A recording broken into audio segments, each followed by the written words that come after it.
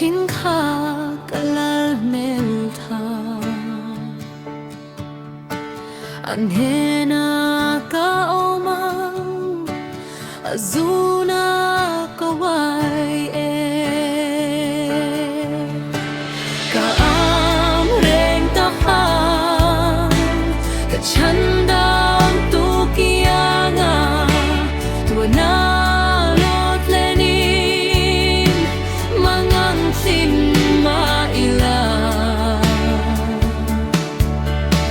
Tuarna kraus kau ngacuan kalar mel thakamu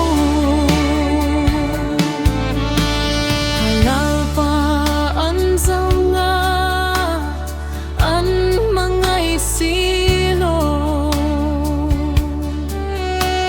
amal sam na andon nui non fatsan hin achang ei tu ao chuan krau sa kheng bet ra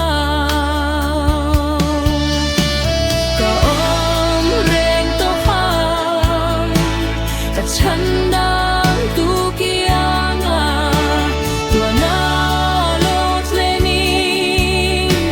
mangang thing ma ila tuana chuan kalal mel thakamu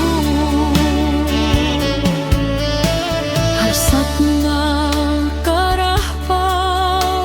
ka hring lung a shrui chi ka tuar ka chanin kalal mel moi chi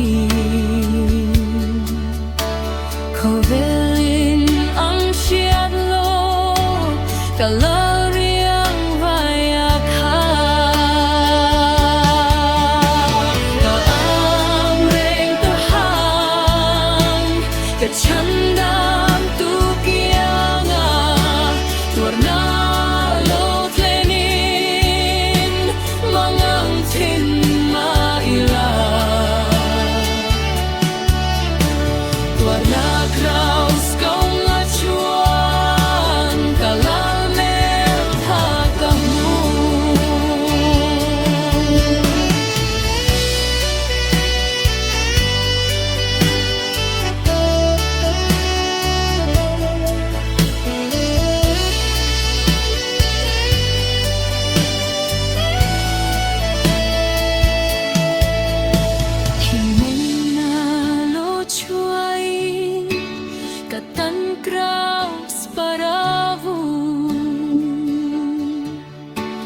Khâu vel minan nei lo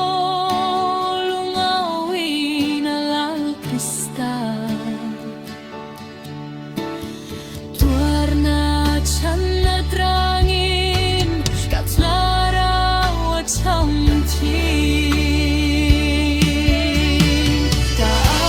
amreng to hang ka chandam tu kianga tuarna